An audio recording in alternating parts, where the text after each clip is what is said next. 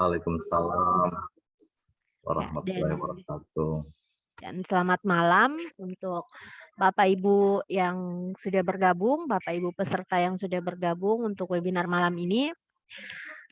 Selamat malam juga untuk Pak Farudin dan selamat bergabung kembali Pak di webinar CV Konsultan Indonesia. Baik, langsung saja Pak, pada malam ini seperti malam-malam sebelumnya, yaitu kita melaksanakan webinar ataupun workshop yang diadakan oleh CV Konsultan Indonesia.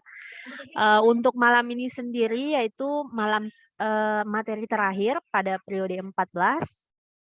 Untuk materi ini yaitu networking planning, sharing lintasan kritis pekerjaan konstruksi oleh Bapak Fahrudin Nadra ST.MSI selaku advisor LKPP RI. Baik Pak, mungkin dengan hormat kami persilahkan untuk membawakan materi malam ini. Silakan Pak. Ya, baik. Terima kasih Ibu Aziza. Bapak Ibu yang sangat saya hormati, apa suara saya kedengaran Pak? Jelas Bu Aziza ya? Ya, makasih. Bapak Ibu yang saya hormati di seluruh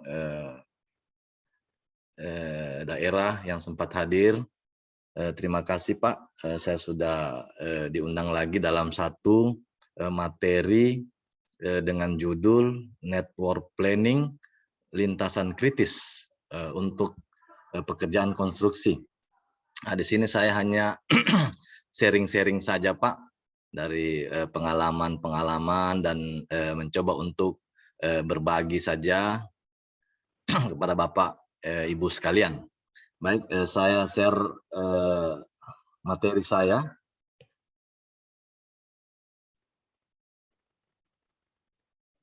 Bagaimana Bu Asisa, kelihatan materinya? Ya Pak, kelihatan Pak. Ya. Di full screen Pak. Oh, ya.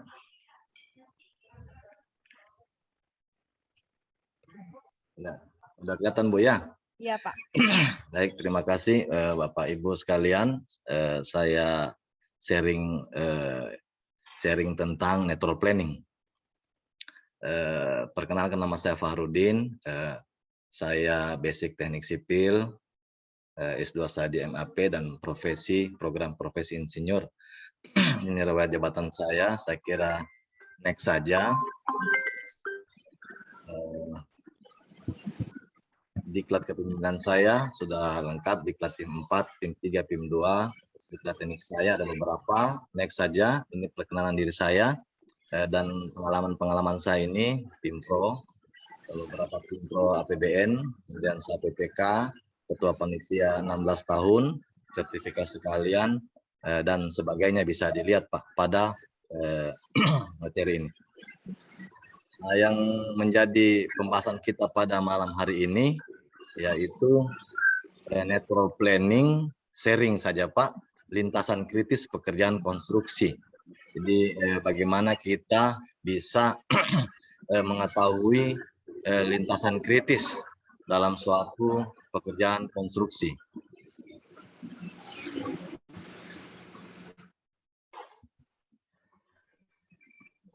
Nah, ini beberapa daftar pustaka yang kami baca. Ini ada beberapa pengertian. Network planning itu adalah merupakan suatu kondisi di mana situasi yang dihadapi oleh seseorang manajer dengan menempatkan analisis sebagai segi waktu, time, dan biaya atau cost sebagai latar belakang background dalam setiap membuat keputusan, khususnya keputusan yang berkaitan dengan jaringan. Karena menurut Nur Hayati, network planning adalah suatu alat yang digunakan untuk merencanakan, menjadwalkan, dan mengawasi kemajuan dari suatu proyek. Ada suara lain Bu Asis saya.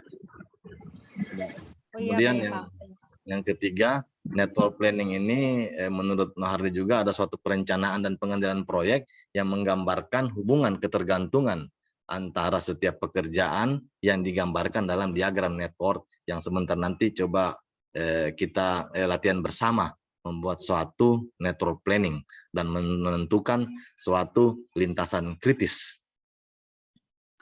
Kemudian juga ada yang menurut pendapat Dimyati dan Dimyati 2006 juga, network planning merupakan rencana jaringan kerja yang melibatkan seluruh aktivitas yang terdapat dalam suatu proyek, serta logika ketergantungan antar suatu dengan yang lain.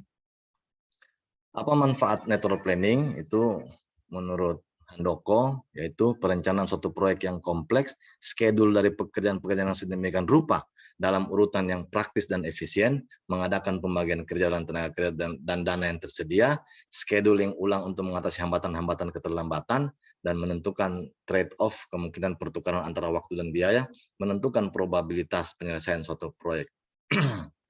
Nah, di sini metode network planning ini ada beberapa, namun pada malam hari ini kita mengangkat satu metode jalur kritis atau critical path method yang itu untuk menjadwalkan dan mengendalikan proyek yang sudah pernah dikerjakan sehingga data dan waktu, biaya, unsur kegiatan telah diketahui oleh elevator. Nah, kemudian karena kita judul kita lintasan kritis, nah di sini lintasan kritis ini dalam suatu daftar pusaka yaitu sekumpulan aktivitas-aktivitas yang tidak mempunyai waktu penundaan atau slack nol yang akan membentuk suatu lintasan dalam network planning. Dan apabila terjadi penundaan atau keterlambatan pada salah satu aktivitas di dalam lintasan kritis, akan mengakibatkan keterlambatan pula pada total durasi network planning. Jadi memang lintasan kritis ini kadang-kadang kita di proyek itu hanya menggunakan kurva S biasanya, dan pada saat saya menjalankan suatu jabatan Pimpro, waktu itu saya memintakan kepada konsultan pengawas dan bersama untuk membuat satu network planning. Jadi saya bisa tahu sebagai PPK atau Pimpro di mana kita sudah masuk di lintasan mana ini, bagaimana ini proyek, apa langkah-langkah kita misalnya kalau sudah di posisi lintasan kritis, karena lintasan kritis ini ada slack nol. Jika terjadi masuk di lintasan kritis, lambat, maka pada ending proyek juga pasti akan lambat. Kemudian ada simbol-simbol dalam buat network planning. Saya kira di sini untuk Bapak Ibu yang basic teknik sipil engineer, pastinya sudah tidak asing lagi dengan diagram network planning, saya kira. Karena kita sesama engineer tentunya sudah masuk dalam silabus pembelajaran teknik sipil bagaimana membuat suatu diagram network planning. Jadi saya di sini hanya sharing-sharing saja, Pak. Nantinya kita bisa berbagi bersama. Dalam simbol aturan network planning itu ada beberapa simbol. Ada anak panah. Anak panah ini menunjukkan suatu kegiatan atau aktivitas. Kegiatan adalah suatu tindakan yang memakan waktu tertentu dalam pemakaian atau penggunaan sejumlah material, tenaga, serta peralatan produksi atau resources yang ada. Kepala anak panah menunjukkan arah tiap kegiatan yang menunjukkan bahwa suatu kegiatan dimulai pada permulaan dan berjalan maju sampai dengan arah dari kiri ke kanan. Nanti kita akan sharing bersama bahwa memang di sini diperlukan kemampuan engineer dalam menentukan berapa lama pekerjaan itu sebenarnya dilaksanakan. Contohnya ketika saya menjadi Pimpro membangun dermaga, saya harus bisa tahu misalnya ketika ada pekerjaan reklamasi, saya harus tahu berapa jumlah armada yang digunakan dan berapa produksi alatnya, sehingga saya bisa tahu berapa lama waktu yang digunakan untuk mengerjakan suatu item dalam pekerjaan dalam RAB. Dan seterusnya. Memang agak sedikit ribet ini Pak, karena Bapak Ibu sekalian, karena memang kita harus bisa menghitung kapasitas alat, sehingga nanti output terakhirnya itu waktu pelaksanaan. Waktu pelaksanaan itulah yang akan kita tuangkan dalam jaringan network planning. Kemudian lingkaran. Simbol lingkaran menunjukkan suatu kejadian atau event, baik kejadian atas berakhir atau selesainya suatu kegiatan tertentu.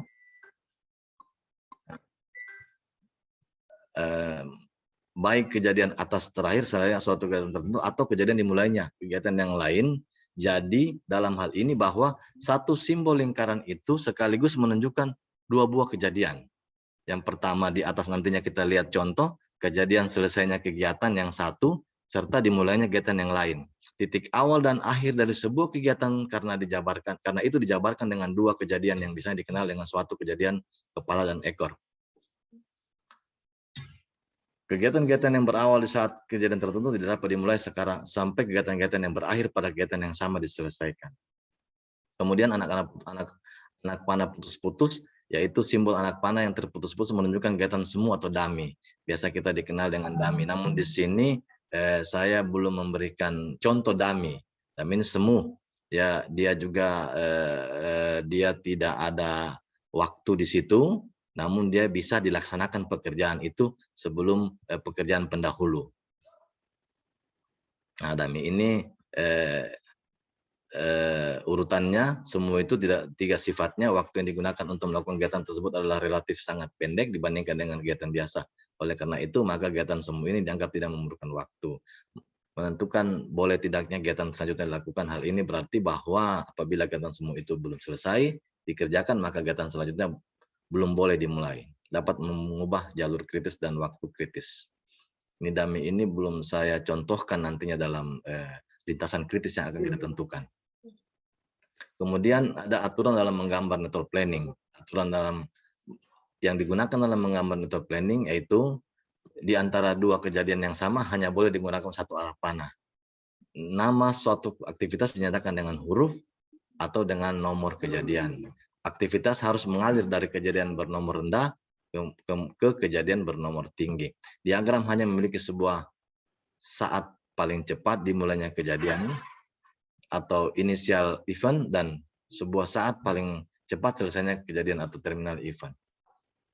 Kemudian langkah-langkah dalam menyusun diagram. Nah, di sini ada langkah-langkah, bisa kita baca, identifikasi pekerjaan diselesaikan. Jadi di sini memang membutuhkan suatu pengetahuan bahwa misalnya kita akan bangun gedung.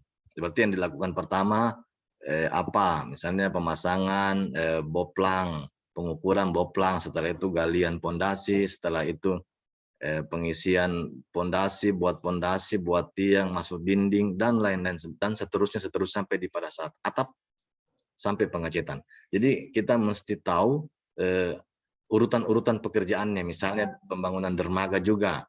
Nah, berarti yang pertama itu apakah pembuatan sepatu tiang, kemudian persiapan pengecetan tiang pancang, handling tiang pancang ke titik pancang, pemancangan, setelah pancang selesai, pasang selimut tiang pancang, baru naik pur, habis naik pur, naik balok, habis naik balok, naik lantai, pasang fender, pasang bolar, cor lantai, itu urutan-urutannya secara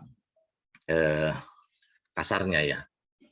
Kemudian untuk menggambar dan membaca network planning diagram yang dinyatakan logika ketergantungan perlu diketahui hubungan simbol. Nah, di sini adapun hubungan ketergantungan antar simbol, misalnya jika kegiatan A harus diselesaikan lebih dahulu sebelum kegiatan B dilakukan. Berarti simbol 1 ke B, kegiatan B, A, kegiatan B tidak dapat dilaksanakan sebelum kegiatan A selesai. Jadi seperti pada gambar ini Pak, A ke B.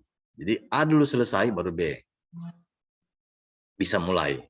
Kemudian yang contoh kedua, jika kegiatan C, D, E harus diselesaikan sebelum kegiatan F dimulai.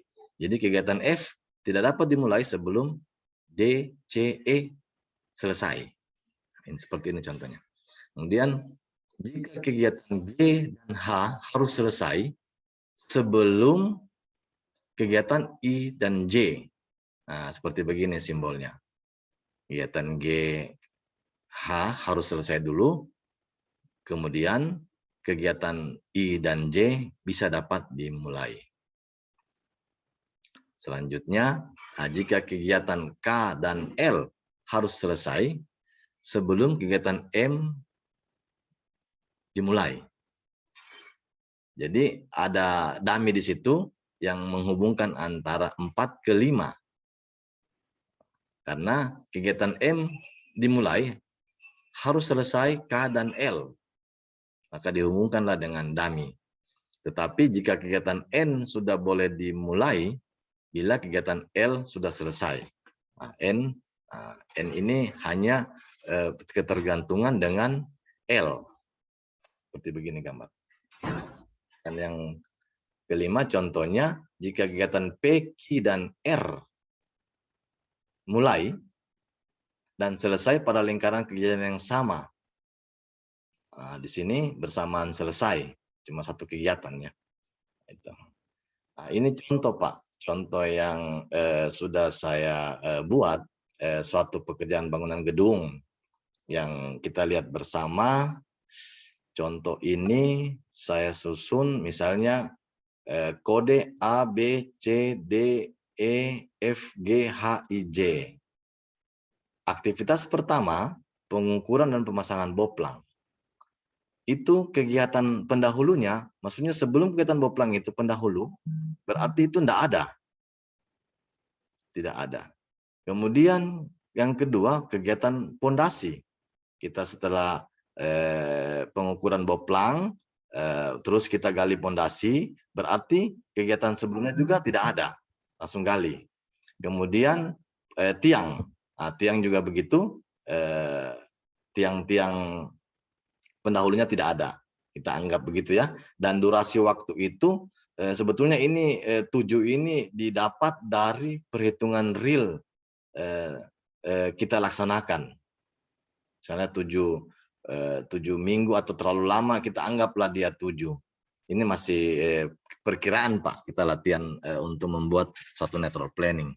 Kegiatan C juga pendahulunya tidak ada dengan durasi waktu 5, terus masuk dinding. Nah, dinding bisa kita kerjakan setelah pengukuran pondasi dan boplang selesai. Terus saluran setelah pondasi selesai. Listrik ini dianggap saja Pak, ini dianggap listrik setelah kegiatan pendahulu C, tiang selesai. Terus atap setelah kegiatan tiang selesai. Pintu setelah kegiatan E dan F selesai.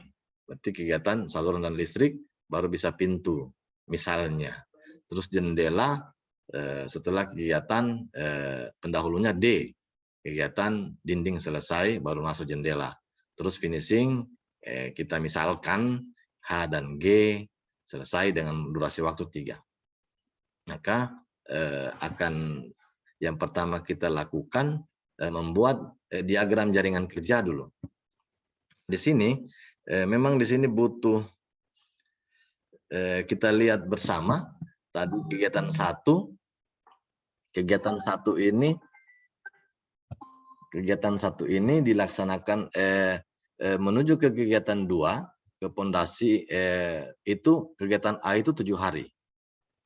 Kegiatan B 4 hari, kegiatan C 5 hari. 3 kegiatan ini dapat dilakukan bersama-sama karena kegiatan pendahulunya tidak ada. Jadi start bersamaan. Nah, begitu kegiatan D, kegiatan D dilaksanakan setelah kegiatan A. Nah, jadi 2 itu lari ke A itu mana setelah A selesai masuk D. Kegiatan D. Kemudian kegiatan B, kegiatan D, kemudian kegiatan E. Kegiatan E dilakukan setelah kegiatan B selesai. Makanya arah panahnya dari 3 ke 6. Nah, situ. Terus kegiatan F, D, E, F, kegiatan F dilaksanakan setelah kita lihat tabel tadi, kegiatan F dilaksanakan setelah C, F setelah C. Kegiatan F setelah C. Pendahulunya C. Dan kegiatan G, kegiatan pendahulunya juga C. Juga. Jadi dan G itu bisa selesai kalau bisa dilaksanakan kalau C sudah dilaksanakan. Pekerjaan C dilaksanakan. Sehingga terbentuk diagram kegiatan G dan kegiatan H dilaksanakan setelah E dan F selesai. E dan F selesai, dia bisa menuju ke lingkaran 7 setelah kegiatan E dan F selesai. Kegiatan H. Kegiatan H dilaksanakan setelah E dan F selesai. Kemudian kegiatan J, HI, kegiatan I dilaksanakan setelah kegiatan D selesai. I, jendela, kegiatan pendahulunya D. Nah, kemudian kegiatan J, finishing, bisa dilaksanakan setelah H dan G selesai. H dan G selesai. H dan G selesai, baru bisa lanjut ke pekerjaan J, finishing. Sehingga didapat 4 urutan kegiatan, 8 semuanya urutan kegiatannya. Nah, di sini setelah di sini kita bisa menentukan jaringan kerja dulu Pak, berarti kita sudah dapat urutan-urutan pekerjaannya. Mudah-mudahan bisa dimengerti Pak ya, mudah-mudahan ini sharing saja ini. Jadi kita lalu kembali ke tabel. Karena kegiatan A, B, dan C, A, B, C bisa semua mulai karena tidak ada kegiatan pendahulunya. Kemudian D dilaksanakan setelah A selesai, E dilaksanakan setelah B selesai, F dilaksanakan setelah C selesai, G dilaksanakan setelah C selesai, dan H dilaksanakan setelah E dan F selesai. H dilaksanakan setelah E dan F selesai pendahulunya. I digunakan setelah D selesai. Dan finishing dilaksanakan G setelah H dan G selesai. H dan G selesai baru bisa masuk G. Baik, untuk selanjutnya kita menentukan lintasan kritis. Nah, jadi kita di sini langkah terakhirnya itu menentukan jalur kritis dan waktu penyelesaiannya. Jadi kita masukkan seperti begini Pak. Nah, jadi ini sudah saya isi semua. Jadi dalam lingkaran pertama kita mulai, memang ada aturannya Pak. Kalau dia ke kanan itu kita ambil angka terbesarnya. Kalau dia nanti ke kiri kita angkat, kita ambil nilai terkecilnya. Coba kita mulai bersama karena dari angka 1 Pak ya. Dibagi menjadi 2, satu yang tercepat di bawah yang mundurnya, perhitungan mundurnya. Pertama kegiatan A selama 7 hari, 7 minggu lah misalnya. A. Kegiatan A 7 minggu berarti masuk pada kegiatan B A 7 minggu. Nah, jadi kita menulis paling atas dulu itu 7 minggu juga pada kegiatan nomor 2. Nah, di situ kegiatan B 4 minggu, berarti dia kegiatan ke B itu yang kedua, dia juga paling atas kita tulis 4. Kemudian C begitu juga kita lihat paling atas 5. Nah, setelah kegiatan kedua dilaksanakan, kita masuk kegiatan D. Kegiatan D tadi dinding. Nah, kegiatan dinding ini memakan waktu 3 minggu, sehingga 7 ditambah 3 menjadi 10. Nah, di situ di lingkaran 5, 10 minggu.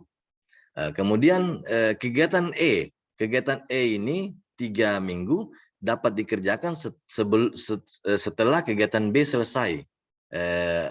Kegiatan E 3 minggu setelah kegiatan B selesai.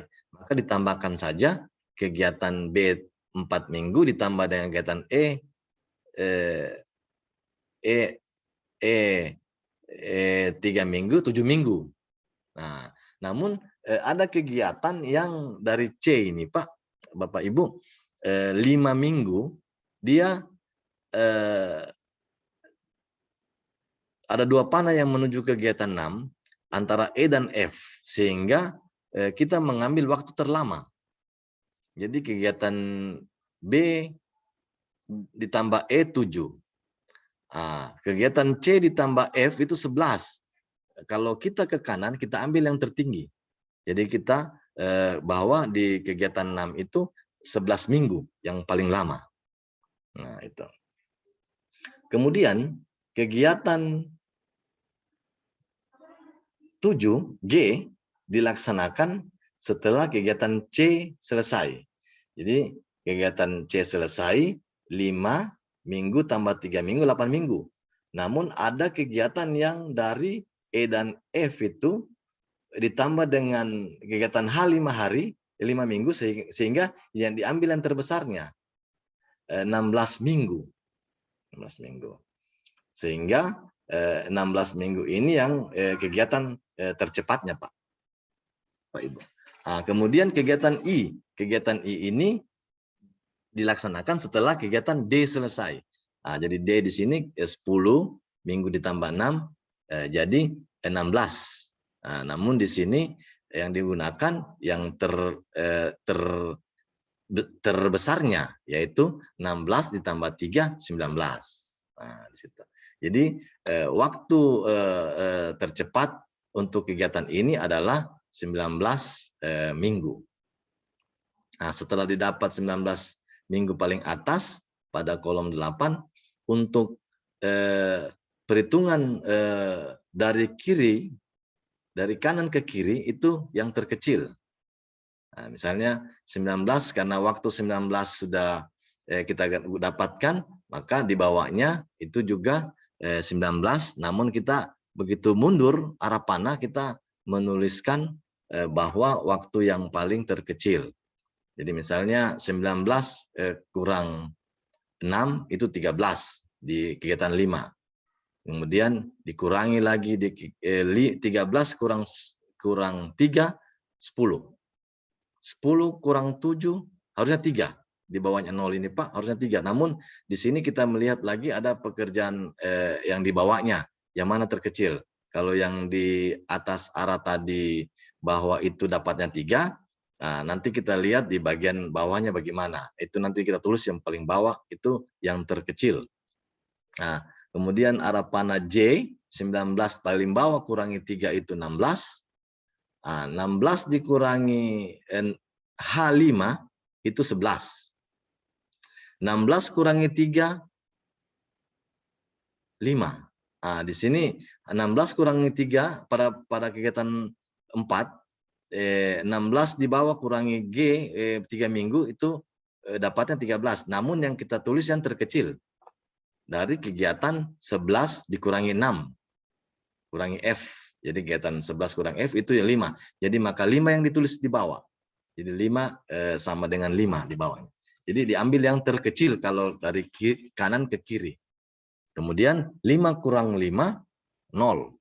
3 kurang 4 minus 1. Jadi yang diambil 8 kurang 4 4. 10 kurang 7 3. Kegiatan apa ya? 2 ke 1 itu dapatnya 3. 3 ke 1 dapatnya 4. 4 ke 1 dapatnya 0. Maka diambillah yang terkecil 0. Sehingga lintasan kritis yang kita peroleh yaitu pada jalur C, kemudian F 5/5, kemudian H, kemudian J. Itulah jalur yang paling kritis. Sehingga di sini ketika pekerjaan-pekerjaan ini meleset, Pak, dalam arti menambah waktunya, misalnya C tadinya 5 minggu jadi 6 minggu, maka pekerjaan akan merembes mengalami keterlambatan di ujungnya, Pak. Karena di situ sudah batas yang paling minimal, sudah posisi waktu yang sangat kritis. Mudah-mudahan ini bisa dipahami, Pak, bersama. Nanti kita sharing. Ini yang bisa saya sampaikan satu contoh yang agak sederhana untuk membuat suatu jalur kritis waktu penyelesaian. Saya kira begitu, Bu Azizah. Saya berikan sharing materi. Baik Pak, terima kasih Pak. Bersama mungkin kita sharing-sharing. Terima kasih Bu Aziza. Baik Pak, terima kasih Pak atas pemaparan materinya. Baik, untuk Bapak Ibu sekalian, seperti biasa silakan untuk mengajukan pertanyaan bisa melalui kolom chat dan bisa juga untuk raise hand sesuai dengan tema Bapak narasumber kita pada malam ini, yaitu mengenai dengan networking planning, sharing lintasan kritis pekerjaan konstruksi. Ya, di sini sudah ada Ibu Misbah, silakan Bu Misbah untuk berdiskusi langsung dengan narasumber kita. Terima kasih Bu. Assalamualaikum warahmatullahi wabarakatuh. Selamat kenal Pak Farudin. Dari paparan Bapak tadi pada slide menentukan jalur kritis dan waktu penyelesaian. Kemudian sebelumnya kan ada yang Bapak contoh tadi Pak, contoh NWP pekerjaan konstruksi. Apakah dari aktivitas pintu, jendela itu yang pendahulunya FD dan durasi waktunya 5 dan 6 itu tidak bisa dilakukan secara bersamaan, Pak. Itu satu. Kemudian yang kedua, yang menentukan jalur kritis tadi, mengapa di kolom 6 itu 11 dan 11, Pak. 11 dan 11, sedangkan dari awal tadi 7 yang A itu 7 tambah D 3 itu jumlahnya 10. Sedangkan yang F dan E itu 9. Dari mana datangnya 11 ini, Pak? Demikian, Pak. Terima kasih. Terima kasih, Bu. Pertanyaannya bagus ini sekali nih, Bu. Jadi yang pertama,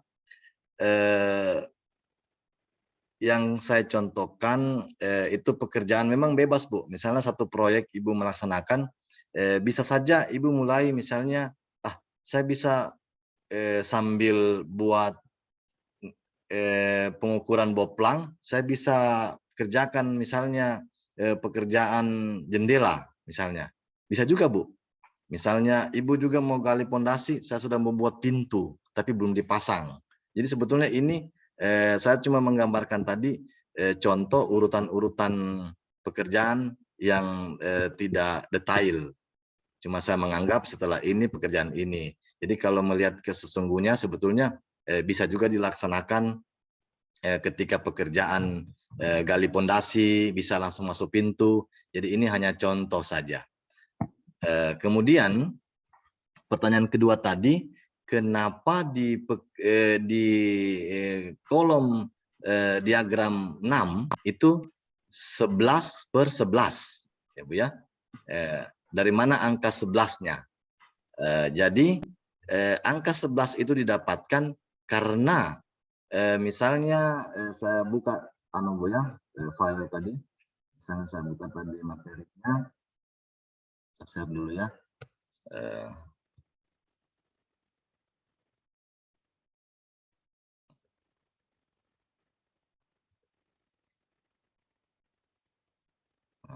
Tunggu Bu ya. Kita lihat bersama.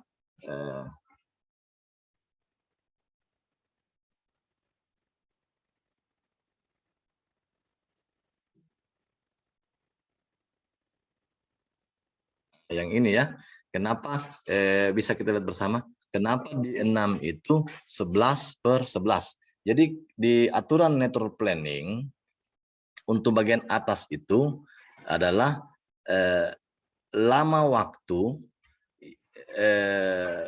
yang kita ambil yang terbesar kalau dari kiri ke kanan. Misalnya waktu terlama, waktu terlamanya ya. Jadi antara pekerjaan lingkaran 6 itu ada 2 pekerjaan yang mengarah ke 6, yaitu ada pekerjaan E dan ada pekerjaan F. Pekerjaan E itu apa? Pekerjaan E saluran. Kegiatan pendahulunya B itu 3. Jadi kegiatan E pendahulunya B 3. Jadi E itu 3 minggu. Sementara pendahulunya B 4, jadi benar ya. Kemudian ada pekerjaan yang menuju ke 6 itu juga pekerjaan F. Pekerjaan F itu pendahulunya E. Nah, ini 5. Jadi yang digunakan adalah karena 2 arah panah ke titik 6, jadi yang digunakan adalah yang terbesar. Jadi 4 tambah 3, 7, dan 5 tambah 6, 11. Kegiatan C5 ditambah dengan kegiatan F 6 minggu, sehingga yang ditulis pada diagram 6 atas itu 11. Nah, itu yang sudah, itu anunya ya, yang 11 itu yang digunakan.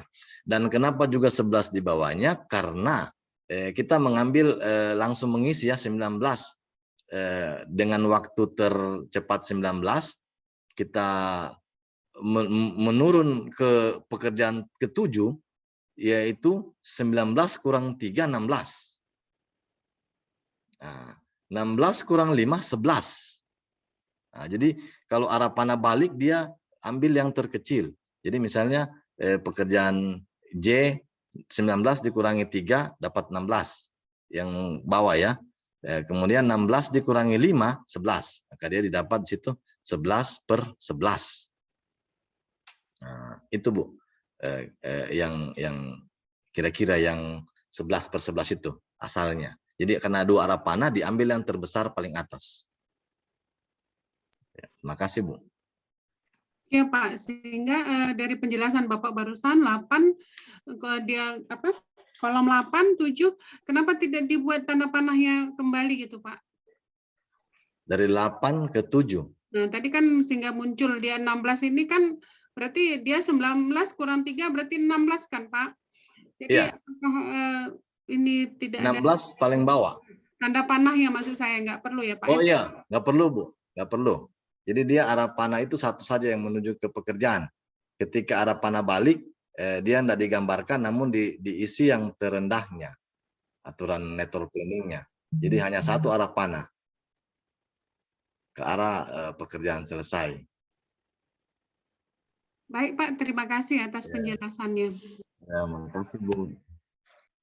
Ya, terima kasih Pak Farudin, terima kasih juga Bu Misbah, semoga membantu. Selanjutnya Pak, ini ada beberapa pertanyaan di kolom chat, langsung saja saya bacakan. Nah, ini pertanyaan pertama dari Pak Joni.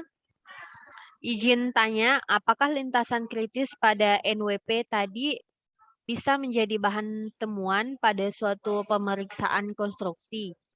Kalau ya, bagaimana contohnya, Pak? Iya.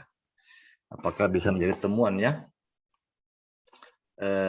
Kalau menurut saya, memang dalam suatu proyek itu biasanya hanya pada direksi kita itu hanya kurva S yang selalu digunakan. Namun biasanya kita sebagai engineer itu kita menyampaikan coba buat diagram network planning-nya, karena dalam network planning itu kita bisa tahu kita pada posisi sudah kritis atau bagaimana. Memang dalam kurva S juga sudah diketahui dia deviasi minus misalnya. Cuman kalau di network planning dia lebih detail tentang waktunya. Saya kira untuk temuan, kalau berbicara temuan, dia berarti berbicara mutu atau kualitas ya. Kalau temuan berarti ada hal yang di luar spesifikasi. Tapi kalau untuk network planning kita hanya memitigasi bahwa pekerjaan ini bisa selesai tepat waktu. Saya kira itu. Kalau misalnya proyek ini 7 bulan, ya dibuat network planning 7 bulan itu sehingga proyek ini kita bisa pantau lah, seorang Pimpro lebih enak melihat network planning kalau saya lihat itu, karena dia lebih detail bahwa habis ini pekerjaan ini lagi. Saya lebih senang ke arah network planning untuk mengetahui. Tapi kalau untuk temuan, karena dia mungkin waktunya lambat saya kira tidak ada potensi temuan terhadap suatu network planning. Kalau kita menyusunnya ya, kalau menurut pendapat saya, karena network planning ini hanya menggambarkan bagaimana langkah-langkah kerja kita di lapangan. Sama dengan kurva S juga, oh sampai dia 7 minggu, ini juga begitu. Jadi kita tahu apa pekerjaan yang kita lakukan. Jadi sebetulnya memanage pekerjaan di lapangan. Kalau untuk temuan, kalau dia lambat, paling denda waktunya ya. Kita pakai strategi lain, misalnya kerja lembur ke apa, karena sudah pada lintasan kritis. Kalau dia dipercepat tentunya baik untuk seorang Pimpro atau PPK. Itu saja Pak, saya kira. Mungkin ada pendapat lain, silakan Pak. Iya, jadi itu Pak Joni, silakan mungkin kalau ada yang ingin menambahkan Pak. Pak Kurniawan mungkin Pak. Ya, baik, terima kasih. Silakan Pak. Tentang lintas kritis ini yang saya pahami dari penjelasan dari narasumber tadi, pertama urutan-urutan pekerjaan konstruksi ya, pertama urutan-urutan pekerjaan konstruksi. Mungkin yang saya pahami juga dia lebih menitik beratkan terhadap metode kerja atau metode pelaksanaan ya. Yang kedua, yang saya pahami dari penjelasan narasumber tadi bahwa lintas kritis ini berkaitan dengan timeline atau waktu pelaksanaan pekerjaan gitu. Sehingga akan berkaitan dengan rencana waktu pekerjaan dan realisasi waktu pekerjaan.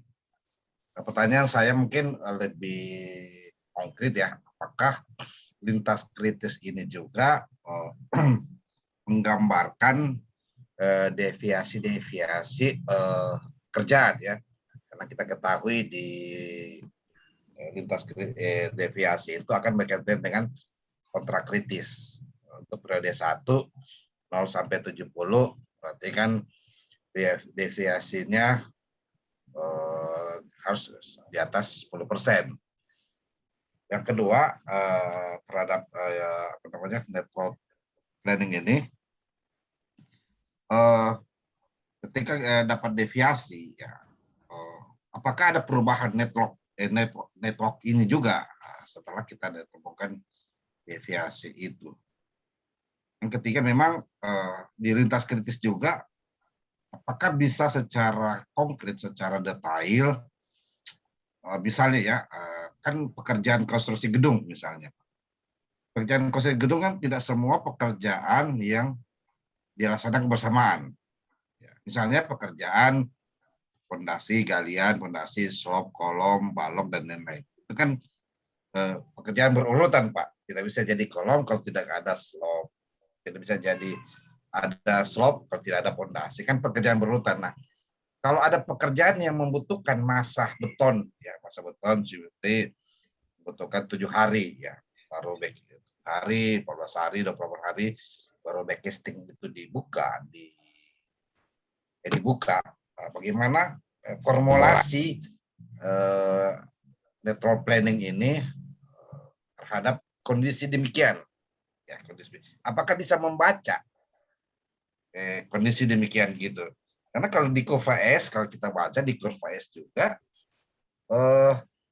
terbaca pekerjaan itu berdasarkan urutan pekerjaan yang tiap minggu, tiap hari, tiap bulan, periode pertama, periode kedua, gitu. Demikian Pak. Itu pertanyaan. Apakah bisa tergambar jika ada pekerjaan yang tidak dilakukan bersamaan di lintas kritis itu sendiri, ya, seperti masa beton dan lain-lain. Demikian Pak. Ya. Baik, terima kasih Pak Kurniawan.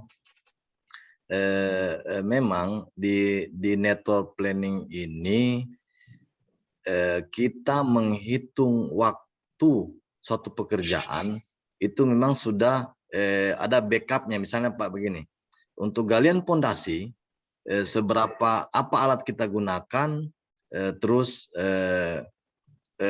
kita memperkirakan dengan menghitung detail sehingga misalnya begini, ada produksi alat alatnya itu sehingga menghasilkan 7 hari. Dalam network planning memang tidak ada bobot-bobot, Pak. Tidak ada bobot-bobot dia. Cuma kita sebagai seorang PIMPRO, kita bisa tahu apa yang dahulu kita kerjakan.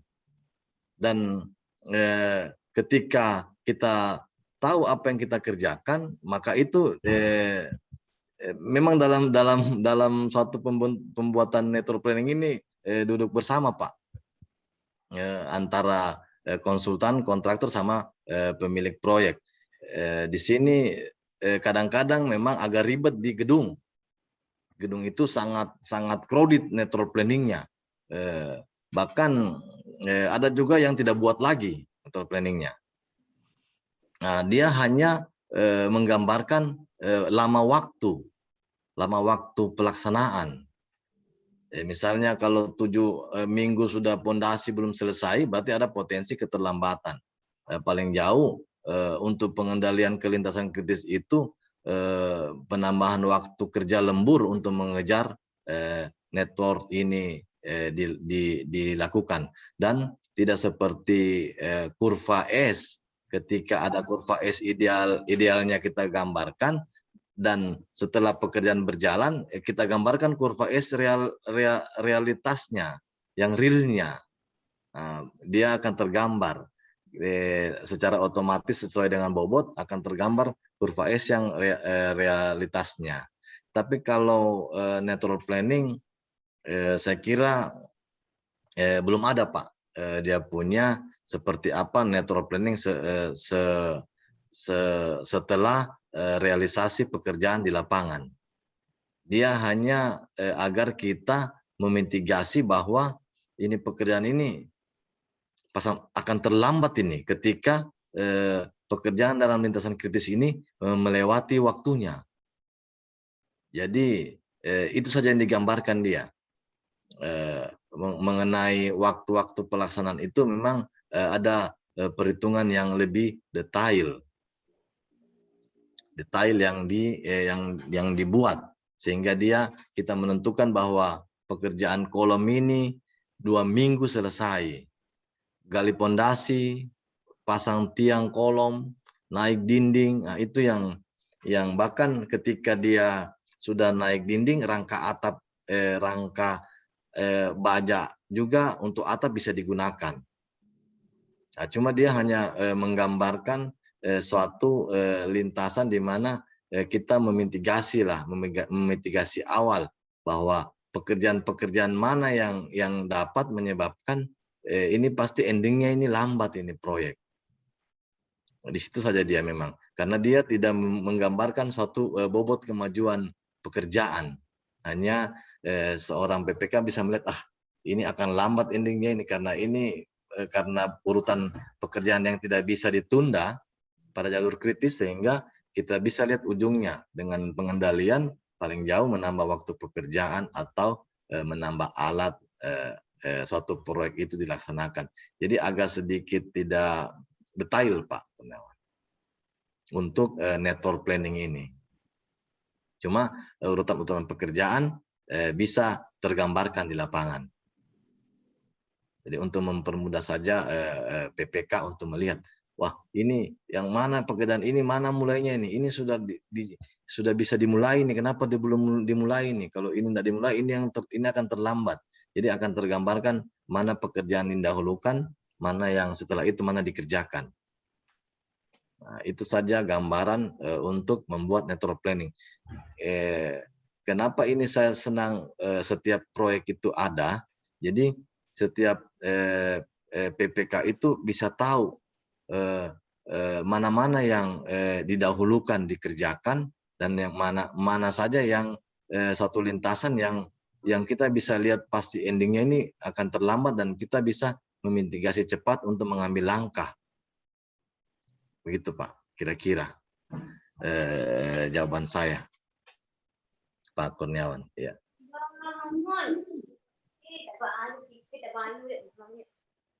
Iya, baik Pak. Terima kasih Pak. Bagaimana Pak Kurniawan? Oke, lanjut. Oke, baik Pak. Terima kasih. Izin menambahkan, Mbak. Oh iya, Pak Joni mungkin ada tadi tanggapannya mengenai dengan pertanyaan yang dijawab oleh Pak Farudin. Oh iya, terima kasih. Terima kasih atas jawabannya. Berarti kalau NWP ini, kalau misalnya kita akan melihat suatu pekerjaan, misalnya pada posisi pre atau awal, paling kita hanya bisa melihat ini akan terlambat atau tidak. Jadi mungkin hanya itu saja ya, Pak narasumber. Iya.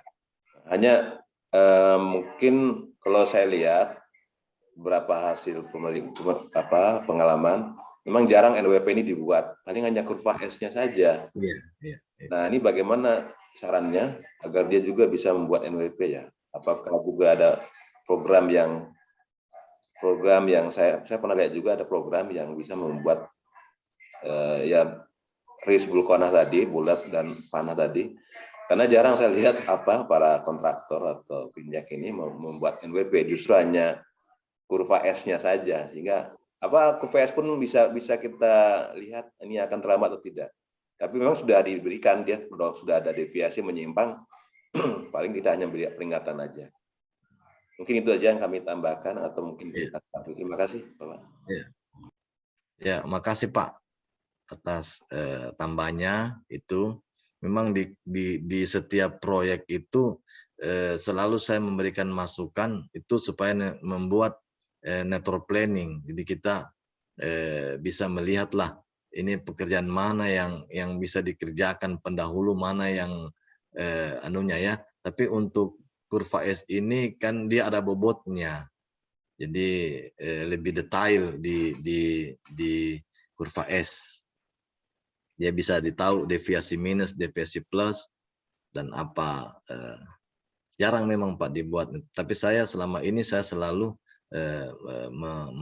mewajibkan setiap proyek yang ini untuk membuat suatu network planning. Itu Pak Joni. Terima kasih Pak. Terima kasih Pak. Ya, terima kasih Pak Joni. Selanjutnya Pak, kita ke pertanyaan Pak Aji. Bagaimana jika ada pekerjaan yang sifatnya dummy dan diterapkan pada jalur kritis atau CPM, dan bagaimana cara menghitung lintasan kritisnya jika ada dummy, Pak? Iya, baik, terima kasih. Memang ini dummy ini belum saya contohkan, bahwa memang dummy ini pekerjaan yang semu, di mana dummy ini dia bisa dilaksanakan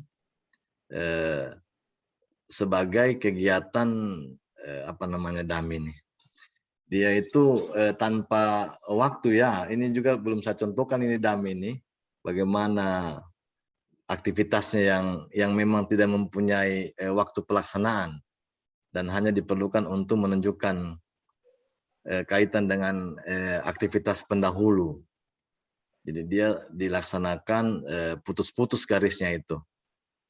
Iya, saya kira belum saya contohkan itu Pak untuk mengarah ke lintasan kritis adanya dummy itu. Karena biasanya pekerjaan ini sangat crowded sudah, banyak itemnya, sehingga dummy itu muncul. Dia bisa dilaksanakan untuk membantu untuk mempercepat proses pekerjaan setelah itu. Sehingga dia dihubungkan dengan dummy. Jadi dummy itu sebenarnya kegiatan yang semu. Dia tidak memerlukan waktu, sehingga tidak dalam hal perhitungan kritis dari kanan ke kiri, dia tidak masuk dalam perhitungan, tapi dia dapat dilaksanakan untuk kegiatan yang sebelumnya. Aktivitas pendahulu dia bisa laksanakan. Begitu saya kira Pak. Ya, baik Pak Aji, seperti itu Pak jawaban dari Bapak Farudin. Kita lanjut Pak ke pertanyaan Pak Erwin. Izin bertanya Pak. Ya, ini mengenai pengalaman Bapak.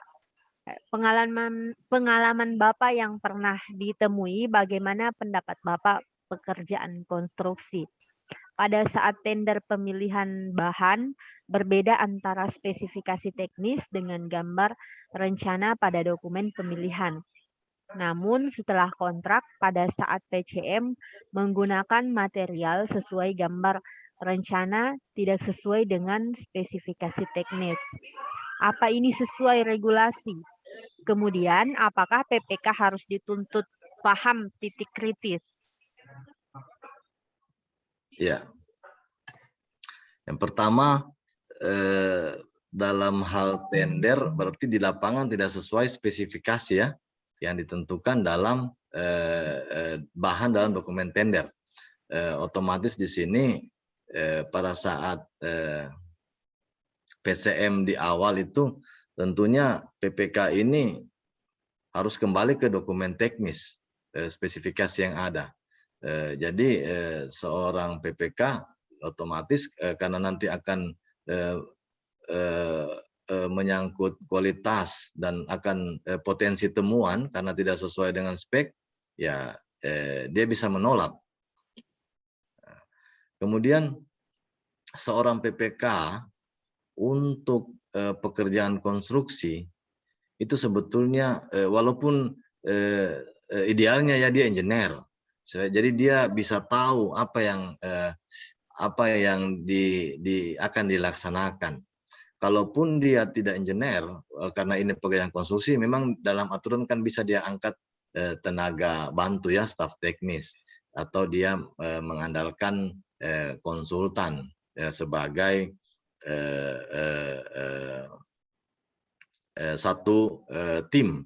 Ini kan di lapangan ini tim ini piramida emas, 3 piramida antara kontraktor atau penyedia, kemudian konsultan pengawas dan PPK.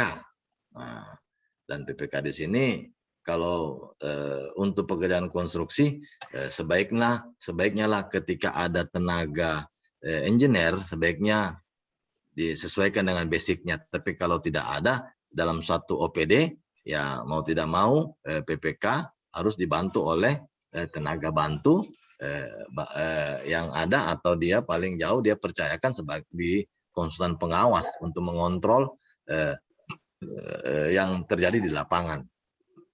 Nah di sini memang banyak yang terjadi. Kadang-kadang PPK juga tidak bisa baca gambar, apalagi PPK hitung volume.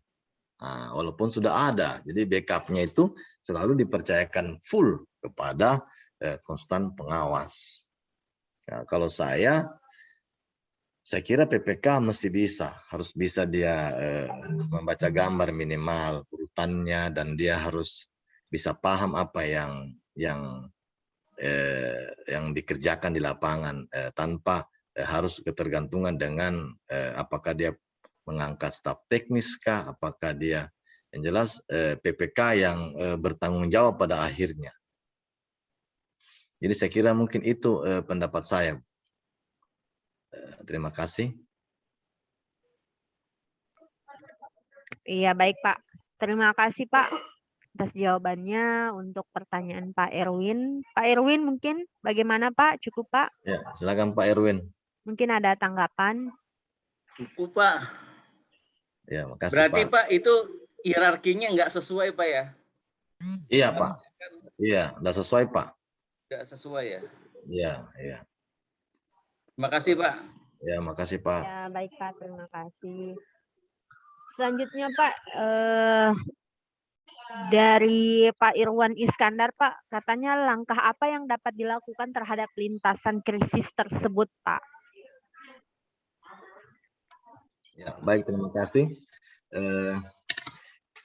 Ketika kita sudah menentukan lintasan kritis suatu pekerjaan, misalnya seperti tadi sudah ada lintasan kritisnya. Jadi di situ langkah-langkah yang harus kita lakukan, kita memantau di lintasan kritis itu jangan sampai ada satu kegiatan lintasan kritis akan terlambat. Ketika misalnya pekerjaan A ke B 3 minggu, misalnya di situ kita pantau pekerjaan pemancangan misalnya pemancangan tiang pancang di situ 2 bulan. Sementara di dalam network planning kita sudah tentukan 2 bulan.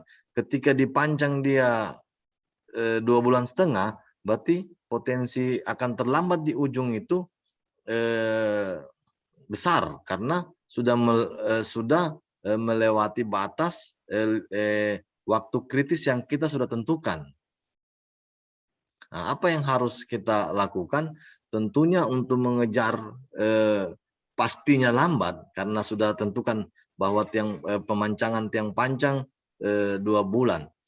Yang terjadi di lapangan kita melihat pekerjaan tiang pancang pemancangan 2 bulan 2 minggu, 2,5 bulan.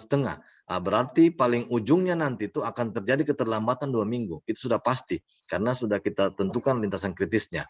Nah, langkah yang dilakukan oleh PPK, berarti ini akan lambat ujungnya ini. Berarti ada pekerjaan yang memang kita menambah waktu, entah lembur, penambahan waktu pekerjaan, lembur, tinggal itu caranya Pak, atau penambahan penambahan alat. Nah, itu misalnya untuk pada saat dia setelah pancang apa yang dilakukan? Selimut tiang, pur, pengecorannya. Berarti ada item-item di depannya, kegiatan ke depannya itu yang dalam lintasan kritis yang harus kita mengantisipasi bahwa tambah ini waktunya, tambah tenaganya, tambah alatnya sehingga bisa mengejar kembali range pekerjaan dalam lintasan kritis tersebut. Jadi paling jauh kita pantau itu Pak. Kita lihat pekerjaan di depannya apalagi. Nah, di situ kita mengambil langkah percepatan. Yang tadinya misalnya di depannya setelah tiang pancang pemasangan selimut misalnya 3 minggu, berarti yang kita lambat 2 minggu, berarti selimut itu kita usahakan hanya 1 minggu. Karena kita mengejar keterlambatan pekerjaan sebelumnya. Atau selimut 2 minggu kita press 1 minggu, nanti kita usahakan lagi di pekerjaan pemasangan pur sebelum balok lantai, pur itu kita harus percepat seminggu lagi supaya kita mengejar pemancangan tiang ini yang sudah lambat 2 minggu. Paling jauh begitu langkah-langkah kita di lapangan. Begitu kira-kira Pak. Ya, seperti itu Pak Irwan. Mungkin ada tanggapan Pak dari Pak Irwan. Mungkin yang lain silakan Pak. Kalau ada masukan tambahan silakan yang lain. Mau sharing mungkin mengenai dengan materi yang ini ada tambahan sedikit. Jadi gini Pak, langkah-langkah itu jadi apakah hanya kita mengambil pekerjaan yang di depannya atau ada pekerjaan lain yang bisa kita lakukan bersamaan dengan pekerjaan, contoh tadi kan Bapak contohkan tiang pancang. Artinya begini, kalau kita menunggu tiang pancang pekerjaan yang akan di depannya itu kan sudah jelas terlambat Pak. Jadi artinya ada pekerjaan lain yang bisa dilakukan sambil bersamaan dengan pekerjaan tiang pancang. Walaupun tidak menunggu tiang pancang itu selesai, itu bisa kita lakukan. Seperti contoh, ya mungkin pekerjaan kita membuat kusen tadi, terus kusen, jendela, itu kan pintu. Nah mungkin itu yang bisa dilakukan. Terus kita persiapan seperti mungkin persiapan materialnya dicepatin, disiapkan sebelum pekerjaan. Contoh mungkin pekerjaan yang tadi beton itu disiapkan duluan. Jadi apabila tiang pancang selesai, itu bisa langsung kita masukkan. Jadi artinya juga gini, tiang pancangnya kan beberapa titik tuh Pak. Dan bisa juga misalnya kalau sudah ada selesai 2-3 titik, apakah itu bisa kita lakukan pekerjaan pondasinya, terus slope langsung menyambung, sambil menunggu selesai yang di tiang pancang yang lainnya. Mungkin seperti itu Pak. Mungkin itu yang langkahnya seperti itu boleh nggak Pak kira-kira? Ya. Saya kira tentunya sangat bisa Pak.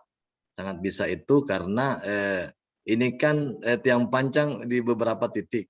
Jadi ketika misalnya satu titik selesai, otomatis untuk mempercepat waktu bisa jalan sudah ini naik selimut. Jadi sambil jalan begitu ya.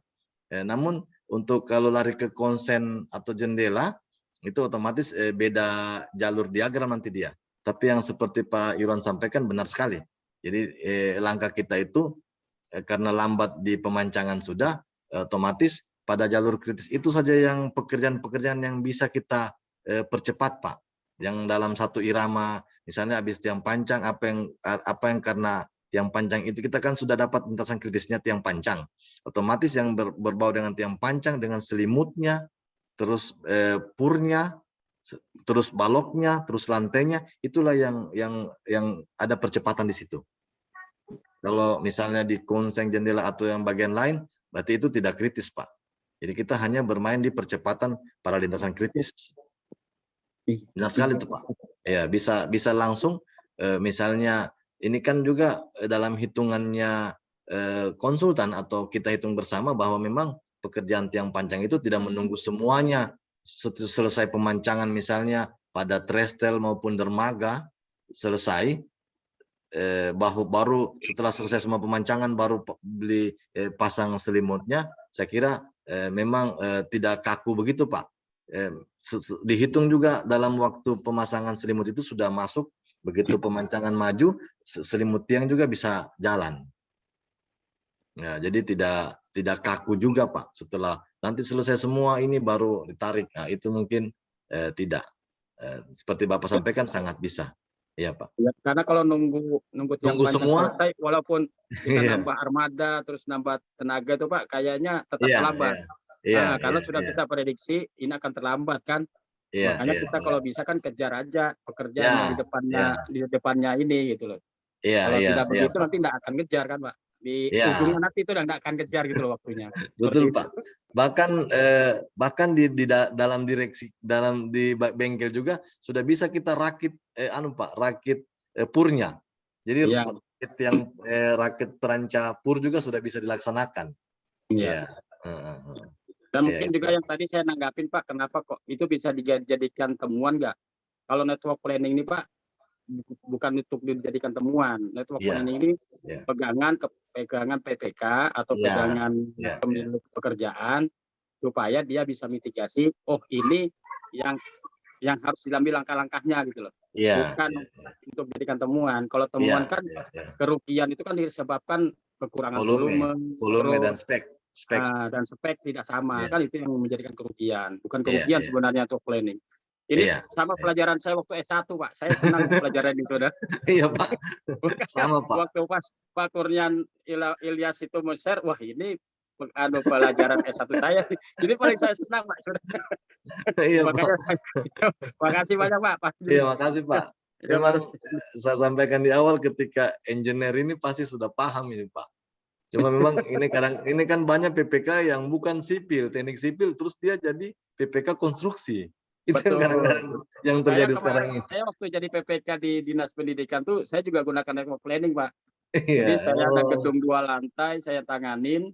Itu saya bikin network planning. Dan tahu sendiri kalau namanya pekerjaan gedung itu kan banyak itemnya. Tapi saya ambil langsung sub itemnya aja, bukan item-itemnya untuk bikin network planningnya. Jadi konsultan dan penyedianya ini kontraktornya bingung loh, kok ada seperti ini lagi, bukan cuma pakai schedule aja untuk pelaksanaan. Iya, makasih, Pak. Alhamdulillah dengan pakai begini target yang direncanakan ya sesuai. Iya, alhamdulillah. Terbantu, Pak. PPK terbantu kalau mau menggunakan ini. Iya, sangat. Makasih banyak, Pak Rudin. Iya, Pak. Atas ilmu yang mereplay lagi, refresh kembali, Pak. Memang ini ilmu S1, ini sipil, Pak. Assalamualaikum. Salam warahmatullahi wabarakatuh. Terima kasih, Pak. Ya, baik, terima kasih Pak Irwan. Terima kasih Pak Farudin atas jawabannya. Silakan Bapak dan Ibu, jika masih ada yang ingin ditanyakan mengenai dengan materi narasumber kita pada malam ini, silakan karena masih ada beberapa menit juga. Jadi untuk materi malam ini itu sendiri yaitu materi terakhir pada periode 14. Setelah ini Bapak dan Ibu sekalian akan kami sampaikan kapan sertifikat dan materinya dapat di-download pada website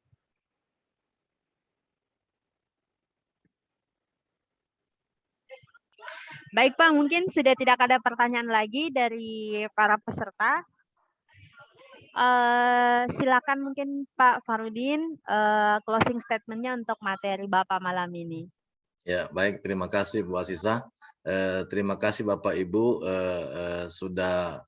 Saya di sini sebetulnya tidak menggurui, cuma sharing pengalaman. Dan di sini saya kira banyak senior-senior, karena saya dari sipil juga, kita sama-sama belajar. Namun memang selalu saya sebagai advisor ini, baik di bandara maupun di pekerjaan gedung, selalu saya selalu memberikan masukan agar membuat network planning. Jadi di sini network planning supaya para PPK itu yang bukan engineer itu bisa mengetahui apa pekerjaan yang akan dilakukan, dan dia itu sudah posisi bagaimana, lintasan kritiskah atau apa yang dilakukan dan apa yang ke depannya. Jadi memang network planning ini sangat penting diterapkan dalam suatu proyek. Seperti Pak Irwan sampaikan, ini pelajaran teknik sipil kita Pak, banyak memang network planning. Saya juga paling suka gambar-gambar di depan dengan dosen, disuruh ke depan untuk gambar network planning. Jadi kita belajar apa sih pekerjaan yang dilaksanakan pertama, apa sih yang ke depannya. Nah itu. Saya kira itu aja closing statement. Mohon maaf mungkin kalau ada hal-hal yang kurang berkenan dengan jawaban saya. Terima kasih, Bu Sisa. Iya, iya Pak, terima kasih Pak closing statement-nya, Pak. tapi mohon maaf sebelumnya ini Pak, ada satu pertanyaan lagi Pak dari Pak Togi. Iya. Iya Pak, mungkin langsung saya bacakan Pak. Sesuai pengalaman Bapak, adakah software atau aplikasi yang recommended untuk mengerjakan seperti lintasan titik kritis ini? Mohon maaf Pak, silakan dijawab. Ya, memang untuk membuat ini sudah ada aplikasinya, itu setahu saya mungkin sudah ada aplikasinya untuk membuat satu network planning yang sekarang. Tapi saya tadi men-share itu bagaimana roh untuk network planning itu sendiri. Bagaimana sih dasar awalnya, dasarnya network planning itu. Bahwa dikerjakan ada kegiatan pendahulu. Jadi sangat, saya memberikan contoh itu, contoh yang sangat simpel. Jadi kalau misalnya bukan engineer, dia bisa belajar pelan-pelan. Oh begini membuat network planning. Seperti Pak Irwan sampaikan juga, kalau gedung mau didetailkan secara detail sampai pekerjaan pengecetan apa itu luar biasa kreditnya itu diagram-diagramnya. Jadi paling jauh pendahuluan kegiatan konstruksi. Jadi ada juga yang sudah biar tidak terlalu kredit. Jadi dasar-dasarnya sekali saja saya sampaikan tadi. Begitu Bu Aziza. Iya, terima kasih Pak jawabannya. Ini juga ada jawaban tambahan dari Pak Kurniawan, katanya aplikasinya itu ada Microsoft Project dan ada juga tambahan dari Pak Aji, ada Primavera atau Microsoft Project, katanya mirip-mirip juga dengan NWP. Ya, terima kasih Bapak-Bapak sekalian atas tambahannya. Baik Pak, mungkin itu materi atau webinar yang berlangsung pada malam ini. Sekali lagi kami ucapkan banyak terima kasih kepada yang pertama narasumber kita yang sudah menyempatkan waktunya untuk membawakan materi malam ini. Terima kasih Pak. Semoga apa yang disampaikan bermanfaat untuk kita semua yang ada di room Zoom ini. Terima kasih juga untuk Bapak Ibu peserta yang telah bergabung pada malam ini. Terima kasih telah bergabung di periode 14 dan sampai jumpa di webinar kita selanjutnya, yaitu webinar pada periode 15. Untuk waktu dan tema materinya sendiri akan kami sampaikan di grup masing-masing periode, nanti akan kami up kembali. Jadi sekali lagi terima kasih. Untuk materi dan sertifikatnya akan kami proses setelah ini, karena malam ini sudah materi terakhir pada periode 14. Sekali lagi terima kasih Bapak dan Ibu, dan mohon maaf apabila selama pelaksanaan webinar di periode 14 ini ada kesalahan atau apapun itu yang mengganjal di hati Bapak Ibu sekalian. Mohon maaf. Kami dari panitia mengucapkan terima kasih dan mohon maaf. Akhir kata, wassalamualaikum warahmatullahi wabarakatuh. Waalaikumsalam warahmatullahi wabarakatuh. Waalaikumsalam warahmatullahi wabarakatuh.